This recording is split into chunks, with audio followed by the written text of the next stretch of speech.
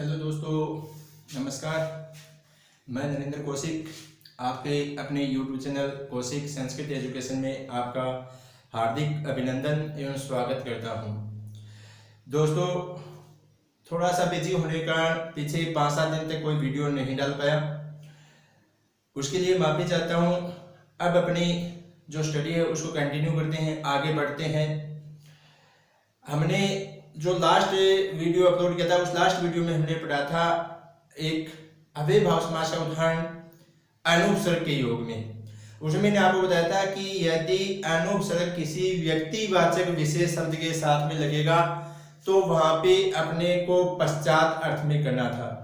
एक किसी स्टूडेंट का मैसेज भी आया था कमेंट बॉक्स में कि सर ये उपसर्ग और शब्द है, ये क्या है, हमें इनके बारे में कुछ बताओ। तो मैं अवगत करवाना चाहूंगा आपको कि उपसर्ग वाला जो है वो अपने सिलेबस में अलग है। यदि किसी शब्द में उपसर्ग पूछे तो वो चीज अलग है, लेकिन ये अपने को क्या ध्यान में रखना है, ये अव्यय भाव समास का है।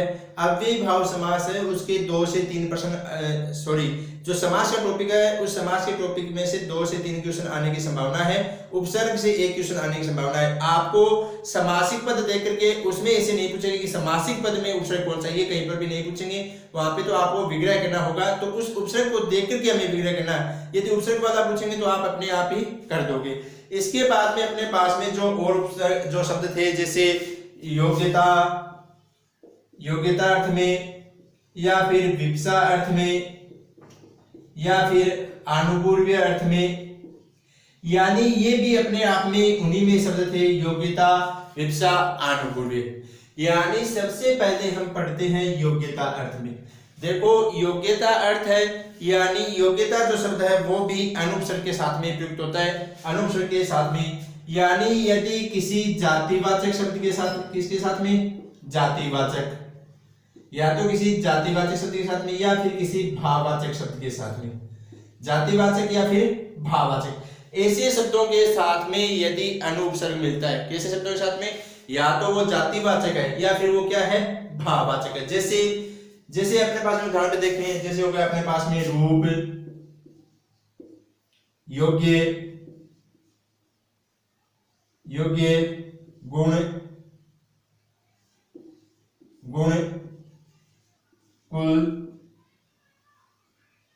कुल, यानी ये जो ऐसे शब्द है ये क्या अपने आप में जातिवाचक या भाववाचक है। इन शब्दों के साथ में यदि अपने पास में ये लगता है तो ये क्या हो जाएगा अपने आप में कि योग्यता अर्थ में हो जाएगा। कुल नहीं होता, कुल होता है। कुल नहीं होता, क्या होता है, कुल। यानी ये अपने आप में ऐसे होंगे तो यहाँ पे अपने पास में क्या है, योग्यता अर्थ में होता है। यानी ऐसे शब्द जिनके साथ में अनुपसर्ग है, जैसे अपने पास में हो गया अनुरूपम, क्या हो गया, अनुरूपम, या हो गया अपने पास में अनुयोग्यम, या क्या हो गया अपने पास में अनुगुणम,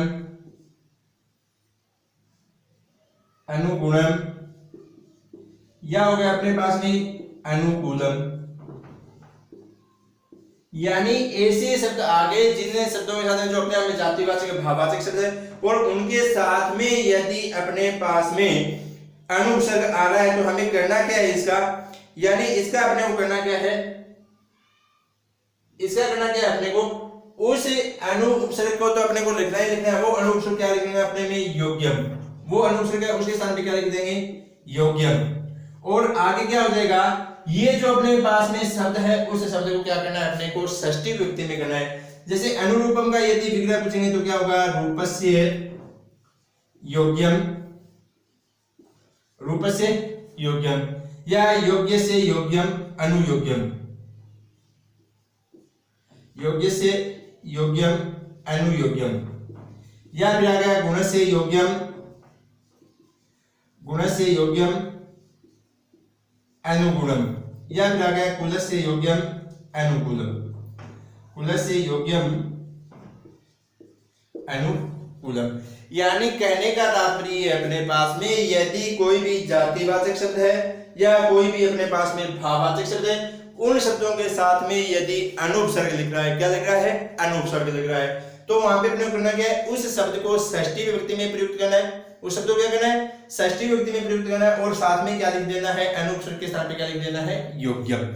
आगे की बात समझ में, लिखना चाहो लिख सकते हो, स्क्रीनशॉट लेना चाहो स्क्रीनशॉट ले सकते हो, वो आपके ऊपर डिपेंड है, पढ़ना आपको है।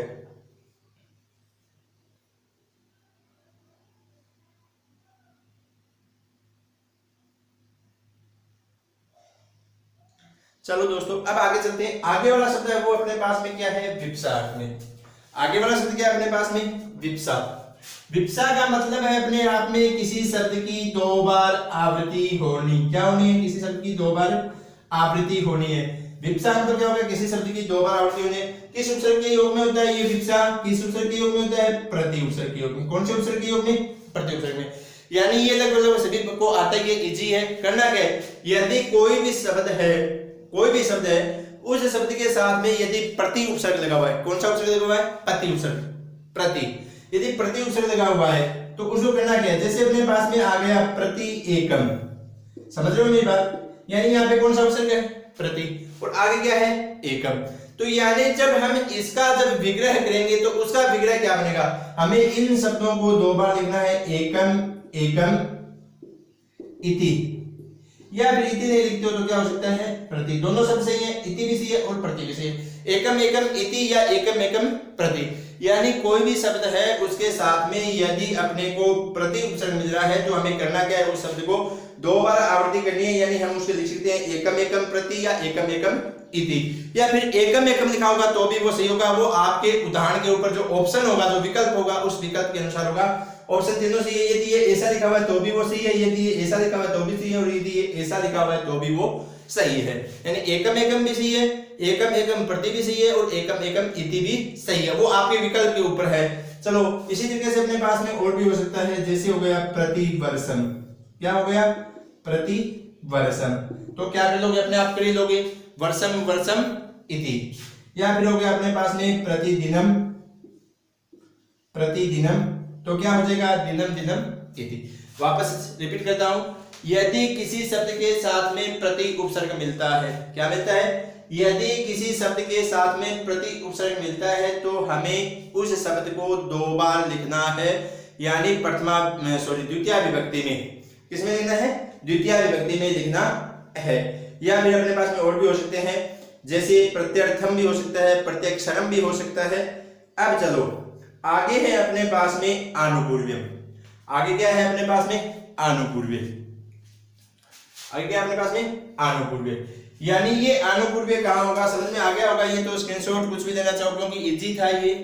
आगे वाला है अपने पास में आनुपूर्व्यम। आगे वाला कौन सा है, आनुपूर्व्य में।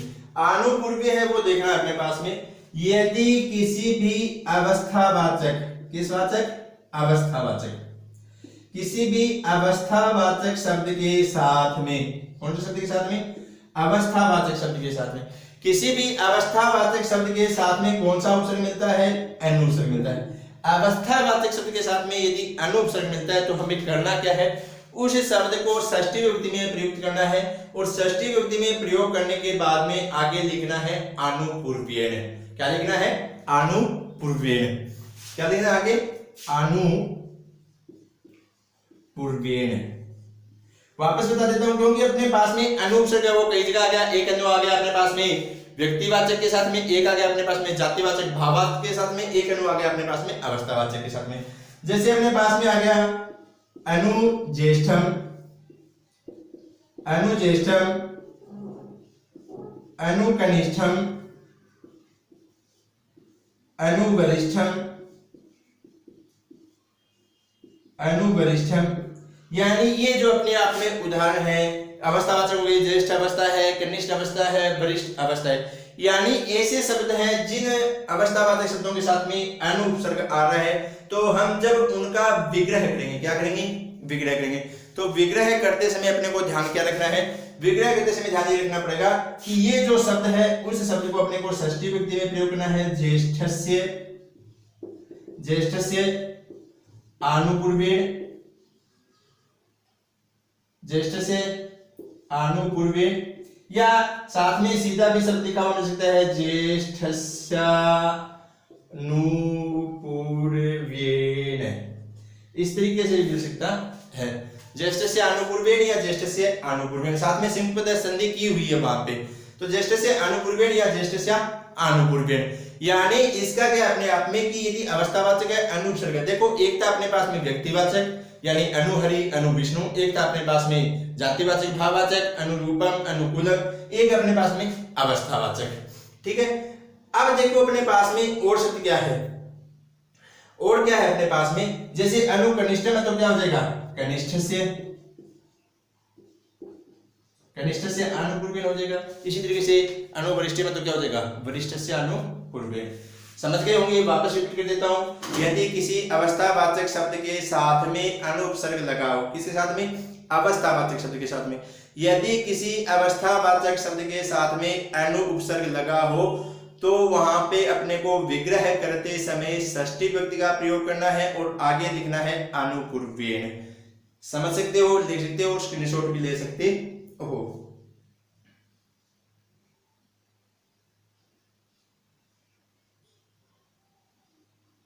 चलो दोस्तों, इसके बाद में एक और है, वो क्या है अपने आप में अनतिक्रम में, वो क्या है अनतिक्रम में।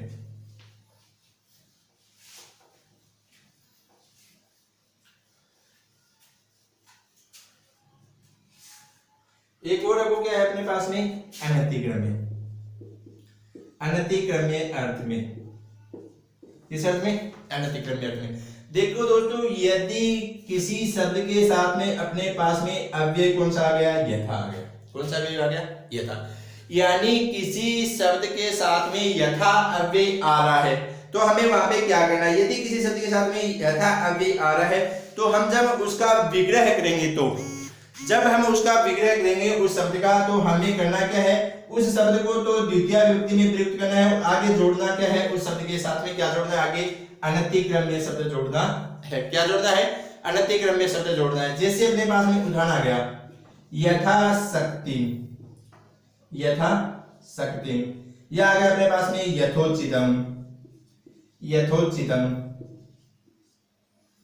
ठीक है, यानी ऐसे उदाहरण आ गया। जैसे आ गया अपने पास में यथाशक्तिम, यथोचितम, यानी इन ऐसे शब्दों का जब हम विग्रह करेंगे तो वो विग्रह कैसे करेंगे, इन शब्दों का यदि हम विग्रह करेंगे तो कैसे करेंगे, तो देखो अपने पास में करना क्या है, जैसे ये शब्द यथाशक्तिम, इसका जब विग्रह करेंगे तो वो विग्रह कैसे करेंगे हम, शक्ति शब्द द्वितीय विभक्ति में क्या होगा, शक्तिमी होगा, क्या होगा, शक्तिम।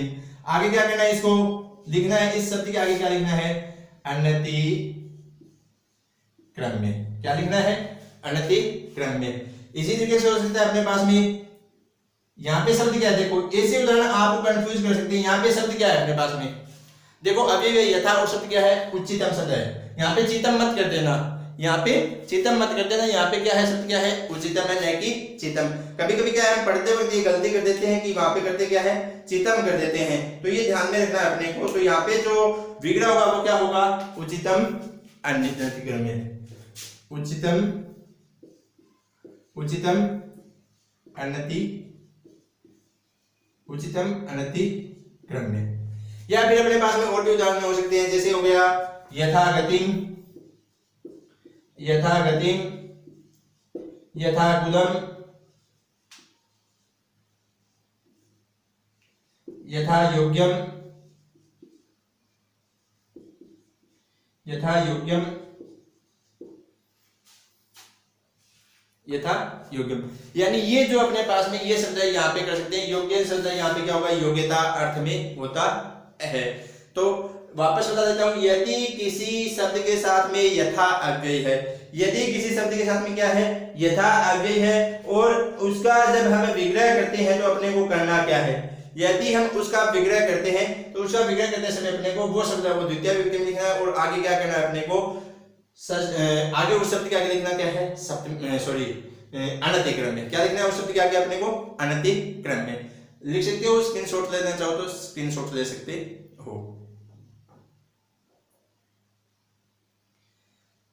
एक बार वापस ध्यान आपका पीछे ले जाना चाहता हूं। जैसे एक अभी मैंने उदाहरण लिखाया था, वो जल्दबाजी के कारण कुछ मिस्टेक हो गई थी। जैसे मैंने लिखाया था आपको अनुयोग्यम, अनुयोग्यम, ये एक उदाहरण लिखाया था पीछे, अनुयोग्यम। वहां पे मैंने आपको योग्य से करवा दिया था, वो थोड़ा सा रिपीट करना चाहूंगा। वो योग्य से नहीं होगा, वो क्या होगा, योग्यताया होगा। क्या होगा वो, योग्यताया। उसमें थोड़ा सा सुधार कर लेना आप लोग। वापस रिपीट करना चाहता हूँ, माफी चाहता हूँ, वहां पे थोड़ी सी मिस्टेक हुई क्योंकि अभी ध्यान में आया है ये। यहाँ पे मैंने एक आपको पीछे जो उदाहरण दिया था, यदि किसी जातिवाचक या भाववाचक शब्द के साथ में यदि अनुपसर्ग आ रहा है, वहां पे बताया था मैंने आपको अनुयोग्यम एक उदाहरण दिया था। तो वहां पे मैंने आपको जल्दी कारण, थोड़ी सी गति के कारण आपको करवा देता मैंने योग्य से, वो योग्य से नहीं होगा, वो क्या होगा योग्यताया। आगे आपको जो भी करना है योग्यताया योग्यम यानी अनुयोग्यम। चलो अब आगे चलते हैं अपने पास में। आगे जो अपने पास में है वो देखें। अब जो भी इंपॉर्टेंट जो अव्यय भाव के समास से उदाहरण, जो अव्यय से संबंधित उदाहरण बन रहे थे वो ही है। एक और है, वो कौन सा है, स अव्यय है। वो कौन सा है, स अव्यय है। इस स अव्यय की चर्चा है वो हम अगले वीडियो में करेंगे दोस्तों। आज के लिए इतना ही शायद काफी है, वो आगे वाले वीडियो में चर्चा करेंगे स अव्यय के बारे में। और सूत्र है नदी विषय, उसकी भी चर्चा करेंगे। सूत्र है संख्योवचन, उसकी भी चर्चा करेंगे। इन सभी की चर्चा करेंगे। लेकिन आप लोगों से रिक्वेस्ट है कि आप लोग हैं वो लगातार पढ़ते रहें। बहुत सारे लोगों के मन में ये भी है बी ग्रेड का एग्जाम होगा या नहीं होगा, तो वो सभी चीजें अपने दिमाग से निकाल दें और पढ़ते रहें। और बार बार आप लोगों से रिक्वेस्ट कर रहा हूं, चैनल को सब्सक्राइब जरूर करें, चैनल को सब्सक्राइब जरूर करें और चैनल को सब्सक्राइब जरूर करें, शेयर भी करें ताकि और लोग भी सब्सक्राइब कर सके। मैंने आप लोगों को कहा था कि जितना जल्दी हो सके आप 1000 के समथिंग सब्सक्राइब तो हो जाने ही चाहिए ताकि लाइव क्लास से जुड़ सकें। पीछे वाले 2-3 दिन निकल गए ऐसे ही आपकी तैयारी के लिए, उसी के लिए वापस माफी चाहूंगा। लेकिन रिस्पांस के तौर पे आप लोग वापस अपनी तैयारी में जुड़ जाओ। और कोई भी शंका या समस्या है तो आप कमेंट में जरूर लिखें। शायद जो स्टूडेंट ने पूछा था उपसर्ग और समास वाला, उसके समझ में आ गया। यदि अब भी समझ में नहीं है तो वो कमेंट में जरूर लिखना। धन्यवाद दोस्तों।